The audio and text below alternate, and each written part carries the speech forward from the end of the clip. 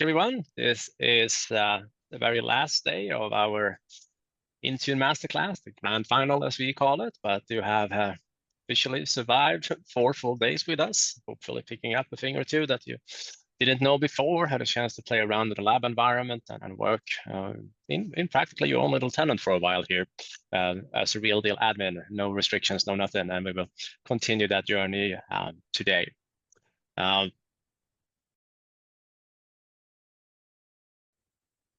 As you might remember from the very first slide on Monday, let me go ahead and share my screen real quick, and I promise I'll give it back to you, Andrew, afterwards. If I go over here.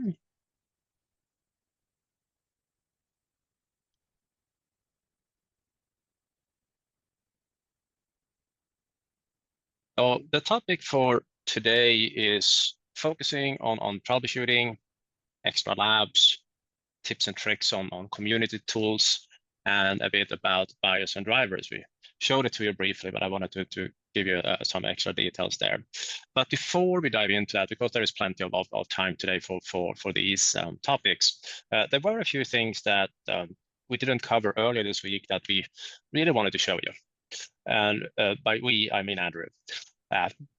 One is conditional access, because it's such a feature, or important feature to work with. And we have also prepared a conditional access lab that you can run this afternoon if you want to. The reason we put that in the very end of the training is because if you mess that lab up by accident, you will lock yourself out of the tenant, and there won't be any time to fix it. So it's good to have that one last. So far, we haven't had any student ever that actually did that, because the lab is built so that you do multiple verification steps until you actually enforce the policy. But still, it have that potential. So that's why we put it last. We also have a bit about RBAC. You might remember in module 3 when you learn about device configurations. It is really nice to be able to delegate out that to say that you have a company, 3 different business units. And so you have your salespeople, your marketing and accounting and whatever. And you want a manager for each of those departments to be able to work with that department only. Maybe not advanced management, but at least grant them visibility into what's going on so that they can only see their devices. And finally, a very, very, very important configuration, and that is Windows Labs, controlling admin credentials on the devices or the admin password on the devices, because that particular piece have, well, quite the improvement over the last year or year and a half. So those are a couple of things we wanted to show you first, and then we'll come back to like the original track. So Andrew, the floor is yours, I believe. Oh, that's good. Thank you, sir. Before we get started, I saw, do you want to take a look at Cameron's question here in the chat? I thought might be worth taking for a minute here. The question was, when you enroll devices using co-management with Config Manager, whose license does that use? Does it take the primary user in Config Manager and translate that to Intune? No, that is probably pretty much a device license at that point. It's Config Manager itself, the agent that does that enrollment. So that there are some limitations to it. For example, that particular configuration, it doesn't have an Entra Plan 1 in it. So you cannot do automatic enrollment through Autopilot, for example. So in general, it is better to have real deal Intune licenses. But customers that bought Config Manager and just want to keep using that, it's a very cost-effective way because you already had a license.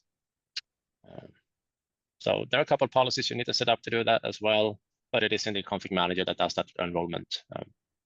You don't assign like a real user. Sorry, you don't assign a real license to the user like we did in the lab here this week. And that is one of the scenarios too that we discussed where we talked about Intune device limitations at the beginning of the week. And that is one of those scenarios that they do not count against the device limitations for the reasons you just stated. Very good. Thank you, sir. Of course. I am just pulling up my slide here, and then I'll take the screen back in just a moment. With a sip of coffee, of course. That of course. Well, that's not simply. Oh, wait. Does that look like conditional access to you? It does. All right, it does. perfect. Well, thank you for getting us started off this morning, Johan. Looking forward to getting through this final day of training together. We've got some great stuff, as Johan mentioned. But kicking things off this morning with conditional access, I really, when it comes to talking about conditional access, I really just like taking this directly from Microsoft's documentation because I think it is succinct and does a good job of explaining exactly what conditional access is. And that is conditional access policies at their simplest are if-then statements. If a user wants to access a resource, then they must complete an action. Um, now, a user may complete an action without knowing it. That action may be completed in the background, and we'll talk a little bit about what that looks like. But that's the gist of what these policies do for us and how we implement them. When we're talking about Intune integration with conditional access, we're really referring to the ability to control access based on device or application specific conditions. So we can set compliance rules in Intune, for example, and then write conditional access policies that depend on the compliance state of a device. So in short, conditional access means that your user account or your device must be compliant when accessing resources. And we, as an organization, get to determine what that compliance means. So a few examples of how we could build this out. Say, for example, a user does not restart their device, so that patches are never fully installed. So they're at an older version or older build number of Windows. Well, we can prevent access to email, for example, or another application that has sensitive information. And it's not because we're trying to impact the team or impact productivity, but we're trying to prevent our users from potentially becoming a victim of something like a ransomware attack. And so this means keeping our environment secure and safe by staying compliant with these policies that our security team has developed and we've implemented. And to accomplish that, we have an automated system like conditional access that verifies that. We can also do things like if we want to connect to our secure corporate network using VPN, we can actually put Entra ID in front of that VPN, set up conditional access policies on that VPN application in Entra ID to control who is allowed to connect. And then you can also configure it so that your users have to be on a compliant device and or also have to pass an MFA challenge. Or if we have something like an HR application that's been configured to use Entra ID, single sign-on, whether that's SAML or OIDC or OAuth. But you must be on a specific network, and you do have to pass an MFA challenge in order to access that application. Those different scenarios are built entirely around conditional access. So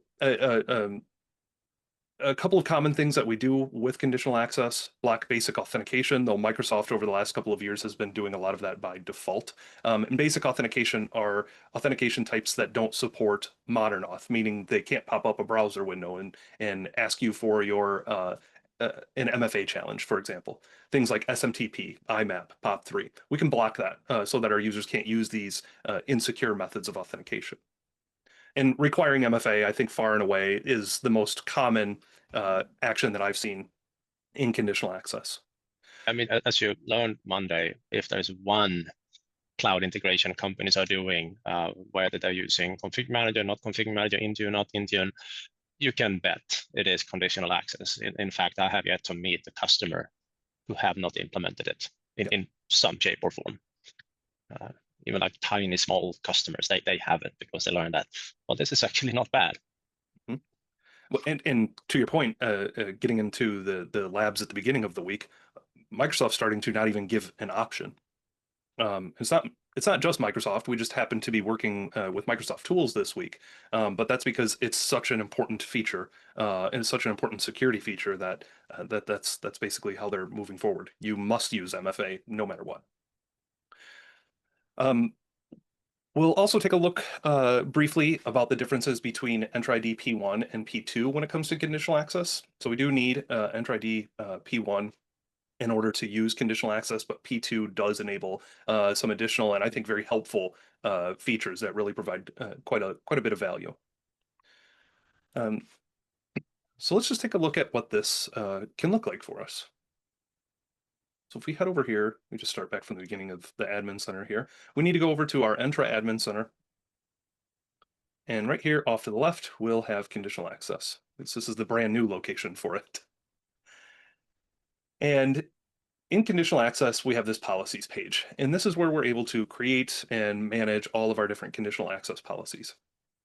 You can see we have some in my lab tenant here. I don't have any of these, but Microsoft will add their own managed policies here. These are things that have come out like MFA for all, blocking basic authentication, and Microsoft managed policies are sort of the way that these have been rolled out are Microsoft creating them in tenants. Generally, they're in report only mode for a time. You as or your organization can manage those or enable them or disable them for a certain amount of time, but often they become the default in many tenants. Otherwise, we have user created policies, and these are policies that we're creating in our organization. And these can be created from scratch. They can be created from templates. And so we'll pop over to create one from scratch in just a moment. But if we choose the template, you can see there's some really good starting points here requiring MFA for admins. I think that's a very reasonable suggestion. Getting into things like the Entra Admin Center or the Azure portal, the M365 Admin Center. These are all available out on the internet. So we want to make sure that we have that second factor of authentication being required to access them. But there are other templates in here as well. And if you've not used conditional access, you can get started with some of these here. I think they do a pretty good job of providing some foundational policies. If there are policies that you're managing in like GitHub or something like that, or if you found a policy online, first of all, if you find a policy online, I recommend reviewing it before enabling it, just like a PowerShell script, right? But like we've mentioned, the Open Intune baseline several times, there are resources out there to help get you started with these things. And you can actually upload JSON files to create policies for you. And here's where I say make sure you test them and understand them first. When you upload those policies, you can upload them in a disabled state or a report-only state. Frankly, if I'm uploading a policy, I'm going to upload it in a disabled state first and then review it. But we do have that ability here. So those are some of the management options that we have, but I'd like to just hop in and create a new policy to see what options we have for conditional access. There are a ton of them. So let's just give this policy a name. We'll call this Demo Office 365 Compliance Policy. Now, as we step through all of this configuration here in a policy, the first thing that we choose are the users or groups that will be targeted for this particular policy. So more often than not, going to go ahead and select a group of users like we do for licensing and assigning resources and things like that. Maybe a very broad group, but typically it's a group nonetheless. So if we select users and groups, I'll just pick a user group that we have in here. The accounting group looks good enough. We want to make sure they are compliant. But we do have some other options here as well. We can, of course, target all of our guest users. Or if we're doing things like targeting elevated roles or elevated users or specific portals like the admin portals, we can actually select directory roles in Entra ID. So if I want my application administrator to have additional controls, we can set them in here as well. We can also exclude users and groups, and often it is recommended to, in the past, it has been recommended to do that, but that's been changing a little bit. And the recommendation there is Microsoft has some documentation around emergency access accounts or break glass accounts. The recommendation for the longest time was to exclude these accounts from conditional access, but now I'm seeing more and more of a shift towards make sure you have something like a FIDO2 key assigned to these accounts, and even better, have more than one assigned to these accounts and have two different people be in possession of those things or have them in two different locations. But the reason that I bring this up is like Johan mentioned, with conditional access, it's so powerful we can't actually lock ourselves out of many of the portals or resources that we ultimately want to access. So depending on your policy here, though, you can exclude users and groups. So I wanted to point that out. Yep, I see the question here in the chat. Didn't Microsoft announce that they're going to start requiring additional MFA checks for admin portals? Yes. I don't see it here, but there's even been a little banner on the portals that have said, hey, this is coming.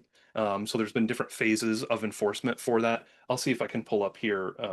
I have it. You got it? Was Thank you. the second phase was October 1st this year. There we go. Thank you. It's even been showing up in our lab tenants. Yeah. So that's important. I think there is a little bit of grace period to it, but they will nag you heavily. Yep. There we go. That's definitely one of those. It's coming, and I think for good reason. All right. All right. See that in there. Thank you, Johan. Now, after we've specified the users or roles that we want to target with this policy, then we can select the specific resources that we want to target with this policy. So what this means is that if we have a specific user attempting to access or use a resource that we configure, then this policy can be triggered. So a resource could be a bunch of different things. It could be user actions. It could be authentication context. I think those are a little bit more advanced, but what we're going to be using most of the, I would say the first thing that most of the IT admins that I know, their first exposure to conditional access is determining which applications in Entra ID can be targeted. So what I mean by that is when we have resources selected here, and you can see that this recently changed over from, this used to just be called cloud apps. If we select our resources, we can go in here to select specific resources, and you'll see this will show all of the different applications that are configured in Entra ID. So even in this small lab tenant of mine, I have tons of applications. It's not even showing all of them. But again, these top two are probably the most common conditional access policies that I see implemented first in my experience. One targeting the admin portals and one targeting Office 365. Or even better, if you can target both and keep your policy very broad, you'll really reduce the gaps that you could have in your conditional access policies. Hey, Andrew. Yeah. On this part here, one of the things that we found is, yes, it's great that they give you granularity on all these apps that you're never going to have a policy for, but for some reason, the Office 365 is like a catch-all that includes all the Office apps and SharePoint and OneDrive, it seems. Have you found any better way of kind of being more granular? I have not, because let's see, did they get rid of them yet? Exchange. So you can go this route, right? Like select Exchange here, or select SharePoint, for example. But the reason that Microsoft created this catch-all was the general consensus is if you want to have MFA on an Office 365 service, assign it to all of Office 365. And part of the reason for that is before this one existed, the only option you had was to select those individual applications, and it led to an inconsistent user experience. You know, you could assign a conditional access policy to, let's say, SharePoint, but SharePoint's not just going to affect SharePoint, right? It's going to affect SharePoint access. It's going to affect OneDrive access. It's going to affect portions of Teams. Same with Exchange Online. So they've actually moved away from those individual applications in favor of this. And in my experience over the last several years, I've actually adjusted the policies to use this instead. But if you need to, it looks like those, at least in my tenant here, those separate services are still available here. Okay, because yeah, one of the things would be like someone that should only have email, as an example. I don't know if you could choose Exchange, give them access to that, but not all of Office. So I'm not sure about that. Yeah, so in that case, like if they only have access to email, yes, I think you could use that application. But I think you'd also be safe to just use this one. Because they won't be accessing any of the other services. I hope I'm understanding your question correctly. Yeah, no, you're nailing it. It's just something that we found that you do have granularity, but the problem is, or what we found was that there isn't much granularity. There's just this one big catch-all for Office 365, but what you're saying makes perfect sense of why they did that. All right, good. Thank you. Great question. All right. So in our case, we do actually want to use that catch-all, but as you can see, as we're going through here, we can assign these conditional access policies to a number of different applications.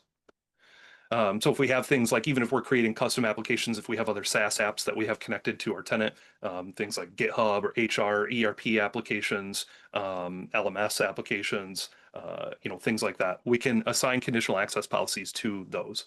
Zoom is another one, just some common ones I'm thinking off the top of my head. But we're just going to select Office 365 right now. Generally, that will be available in all of your tenants. Now, as we continue down the side here, we can configure trusted networks or untrusted networks, which broadly just allow us to configure access based on a network location. This can be based on IP address, or it can be based on a country. So we can say that certain countries or IP address ranges are allowed and trusted, or they are disallowed and untrusted. So we have that option here as well. And then we can get into our conditions. So we assigned our users that are going to be targeted. We assigned the resources, in this case, just Office 365 and all of its underlying services. And then conditions are going to be different metadata or signals that we see in a sign-in potentially. So up here, the first option that we have is user risk. And as you can see here, this is the likelihood that a user account is compromised. An example of user risk is leaked credentials. We have credentials, say my username and password have been leaked out somewhere on the dark web. Microsoft monitors that. And then if my account information is found out there, my user risk level could increase. And we can set these risk policies or set these policies based on risk. So if I'm high risk or if a user signing in is high risk, we may block access to an application, or we may set up some other actions that need to be taken beforehand. And then we have sign-in risk, and this is the likelihood that the sign-in session itself is compromised. So not my user account, but the attempt to sign in. And an example of that is atypical travel. So if I were to sign in outside of Chicago here at 9:27 a.m. Central Time, but then 10 minutes later I try to sign in from London, let's say, that's impossible for me to travel that amount of time. So my sign-in risk could be increased. And if my sign-in risk is high, I may want to block access to the application. This is one of those areas where Entra ID P2 is going to provide a little bit more value, because in these risk detections, there are premium detections and non-premium detections. So anything here in the sign-in risk table that we see as non-premium, these detections are going to happen whether you have Entra ID P1 or Entra ID P2 right here. But Entra ID P2 is going to add all of these additional premium detections. Similar with user risk detections here as well. You get, I think you get a lot out of the Entra ID P1 license by itself, but want you to be aware that there are some additional ones out of P2. So let me share this as well.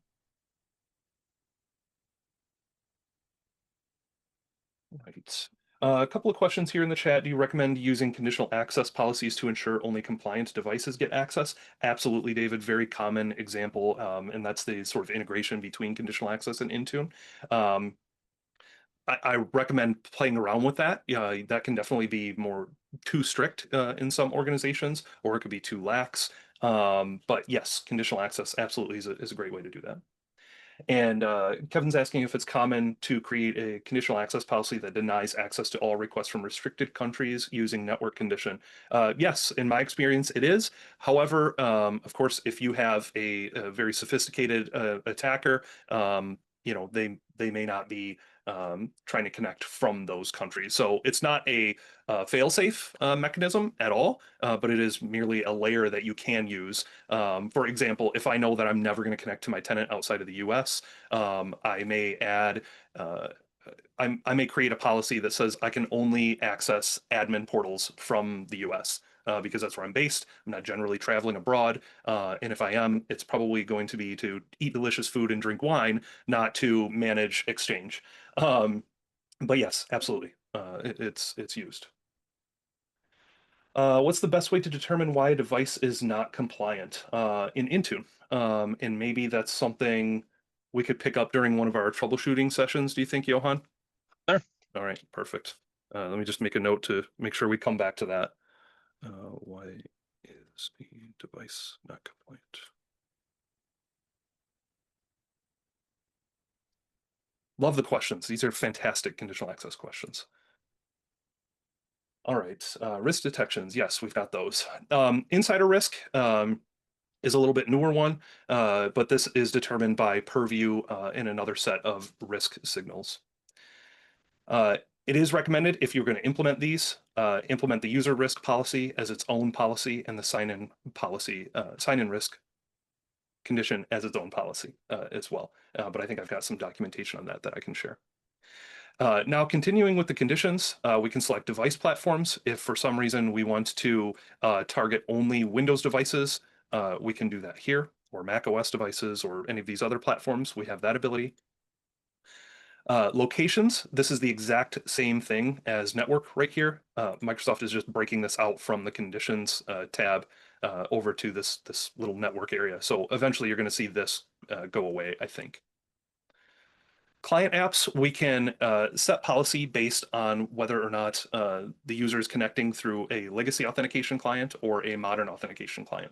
So I mentioned earlier what that means with these legacy authentication clients is that they won't support modern auth. This is not as big of a problem as it was, I would say, 8 years ago, maybe even 5, really. I remember when I first rolled out Office 365 for the first time, most mail clients did not support legacy auth. Or I'm sorry, did not support modern auth and only supported legacy auth. So things like Thunderbird, mail on Apple devices, that sort of thing. So it was very common to configure this condition here. But this condition basically says we want to, under the condition of somebody connecting with legacy authentication clients, we do want this policy to apply, or vice versa. And then filters under here, we can either include specific device filters or we can exclude. Though again, with something like our demo here, we generally want these users accessing Office 365 to have some control all the time, essentially. But we do have all of these options. And authentication flows is another one as well. So we can block things like device code flow, but that's a topic for another time as well. So now that we've basically set our targets, we have our users, we have our cloud applications, we have the conditions in which this will apply. So I should have actually set here, let's just set a device platform and we'll say any device. Any device with user in the group that we configure trying to access Office 365. This policy will apply. And then we get to our access controls. Our grant controls can do one of two things. We can simply block access to the resource that the user is trying to access. Or we can grant access and require different controls to actually obtain access to that resource. Hands down, as we discussed, the most common one, require multi-factor authentication. But this is also the area where we can say we require the device to be marked as compliant from Intune. And we can select that as well. We can require hybrid join devices, but then in the case of our user risk or sign-in risk, for example, we can also require the user to change their password because we've identified that, or the system has identified that their risk is higher, and we want them to change their password before they log in. So if we have 2 grant controls configured here, I want to show you down at the bottom, there is this option. For multiple controls, require all of the selected controls or require one of them. This is an important distinction. In this case, what I have configured right here is that if I'm accessing Office 365, I have to do it from a device that is compliant, and I also have to pass an MFA challenge. Both of those 2 things have to be true in order for me to access Office 365. However, a common recommendation is to just set this to require one of the selected controls, which means I can either be on a device that's marked as compliant, or I can pass an MFA challenge. So my access will be a little bit more broad there, but this is something to keep in mind when you are creating these policies. Then once we've set the grant control, we also have session controls. These allow you to tailor the policy a little bit more. So we have a whole bunch of different options here in the session controls. Generally, the most common one here, I would say, is sign-in frequency. So you might want your users to sign in, let's say every 7 days or something like that. And this is to bring down, the sign-in frequency by default. You're going to be able to sign into Office in a browser, and it's going to stay logged in for quite a bit of time. That's for sure. Can't remember what the default token times were for that, but it's a long time. We can set that down to something like 7 days. We can set it to 1 day if you have an application that has sensitive data, or like an admin portal for another service. But we can also expand this out even further if we want. I meant to type 365. Clearly, I can't find the 3 button there. But we have just additional controls that we can set here. Quick question. Yeah. On that one, for example, if you set it to 7 days or 1 day, that does make the device non-compliant? This won't configure anything with the compliance itself. Okay. But if I sign in, if I configure this to 7 days right now, and I sign into the application, this just means on November 14th, I'm going to have to sign in again. So if you don't sign, what happens? Then you won't have access. This will just basically reduce the token time. Okay. Thank you. Andrew and Johan, do you guys know by chance if in the future Microsoft has a plan to make this conditional access like adaptive, where if users keeps logging in and being active, it's the token's going to stay alive until they're not active for a amount of days, and then they can re-authenticate? Or Nothing that I've heard anything about. Sorry. okay. No. All right. So now you may have noticed once we set grant controls for the first time, this little banner shows up here down at the bottom, and this is where we can select how we want the policy to be implemented once we create it. Recommend almost always, but I'll get to this banner here in a moment, configuring things in report only mode first. The reason for that is with report only mode, you can actually see how users are going to be affected by your policy in the sign-in logs. So we may put a policy out there that we think isn't going to affect the user experience too much, but we may find that the policy that we wrote is now hitting every single sign-on that's coming through, and we may not want that.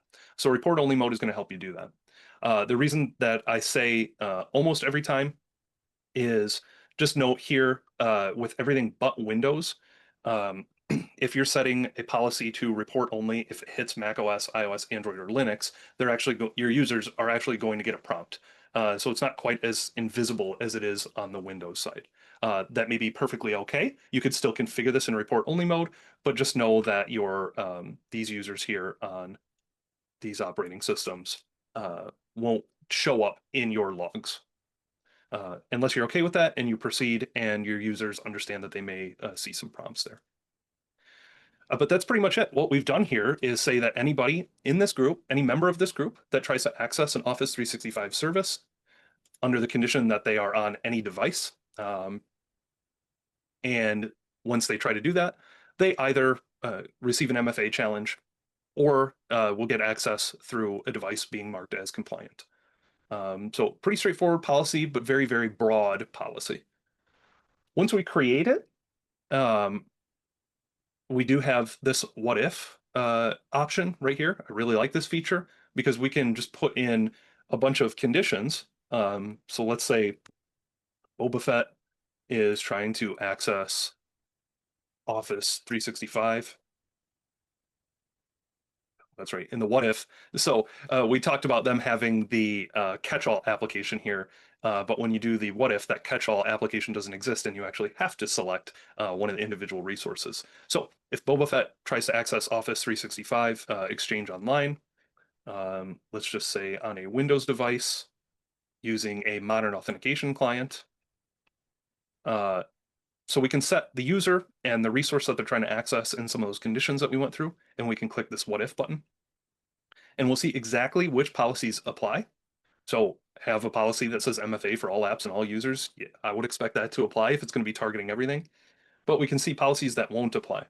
And I might think, well, we just created this policy that's going to require MFA or compliant device for accessing Office 365. Why isn't he showing up in here? Why isn't that policy going to be applied?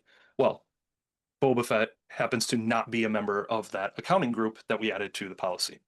So this this what if tool is really helpful in order to figure out what's going to apply and what's not. For example, for admins that don't have access to conditional access, is it possible to export and share the settings that are applied? Is that a way? Yep. So if we go, not there. So you can either do it through Graph. Oh my gosh, I'm having a brain fart here. Yes, we can export these as JSON. And I thought we could do it in the UI, but maybe I cannot.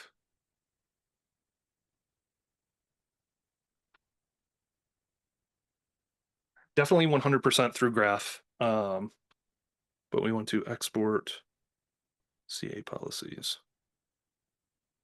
Yes, we can, and I'll get you more on that. If that's all right. Yep.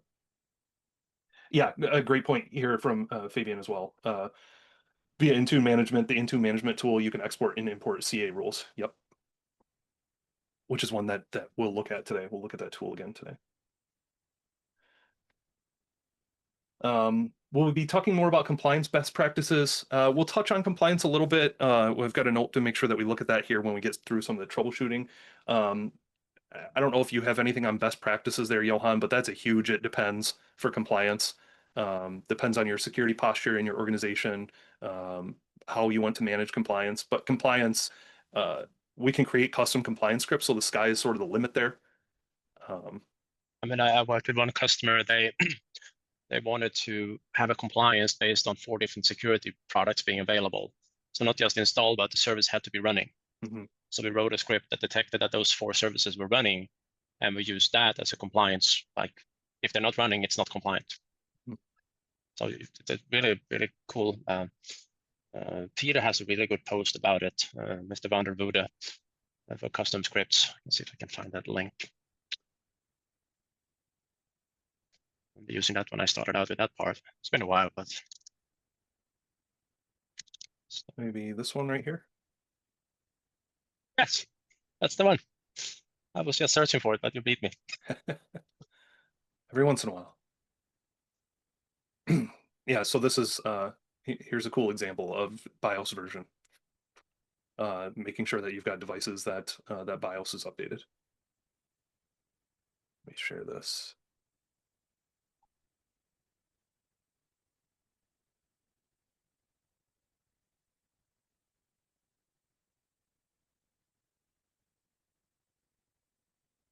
All right. Any additional device configuration policies needed to make conditional access work properly on Mac OS? Occasionally have cases where Mac OS users can't access resources even though their devices are compliant. Not that I'm aware of. There very well could be, but working with compliance and Mac OS is not something I've done. I'm going to go out on a limb and say you probably have not either, Johan. I'm not. So Dean has though. Yep. We have an instructor on the academy named Dean Ellerby. He does the Mac OS management training.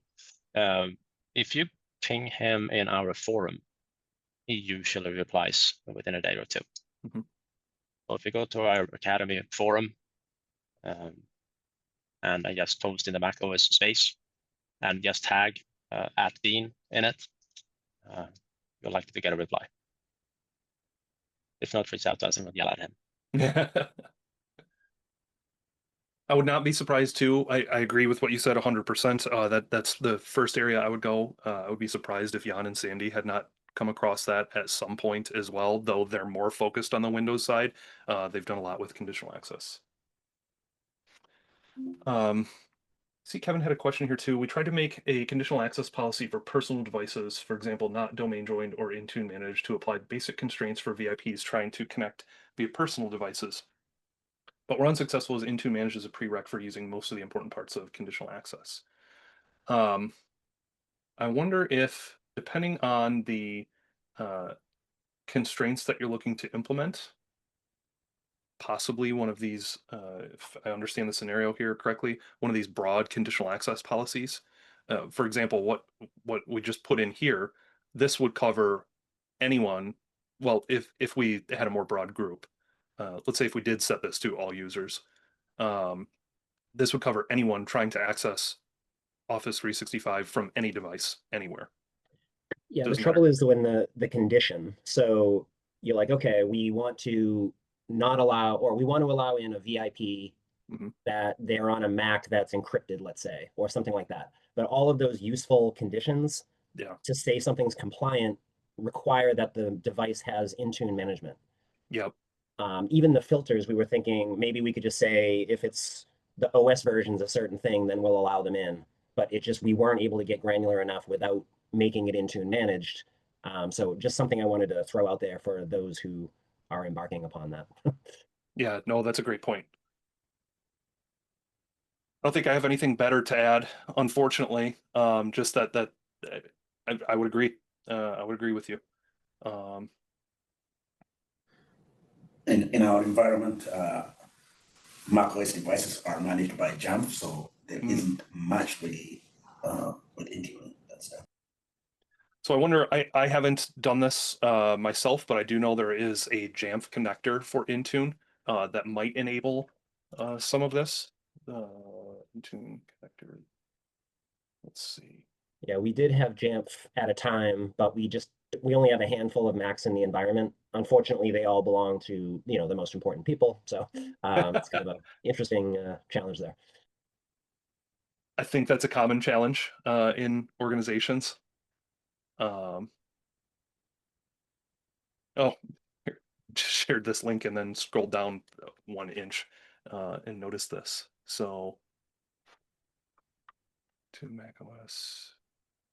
Well, it looks like there are potentially some options for integrating Jamf with Intune, getting that compliance information over there, or at least using information from Jamf to use conditional access. Unfortunately, not an area that I've played around too much, but hopefully this helps for those that have Jamf. All right. Fantastic questions this morning. Thank you. Before heading into RBAC and laps, Johan, just paying attention to time here. Do you think I should head into those now, or should we take a little coffee refill? Coffee refill, I think, would be a wise decision. All right. I won't complain with that. So I'm going to pop up a 10-minute timer here. We'll take a little break, and then we'll come back for some role-based access control and labs. Right then. See y'all shortly.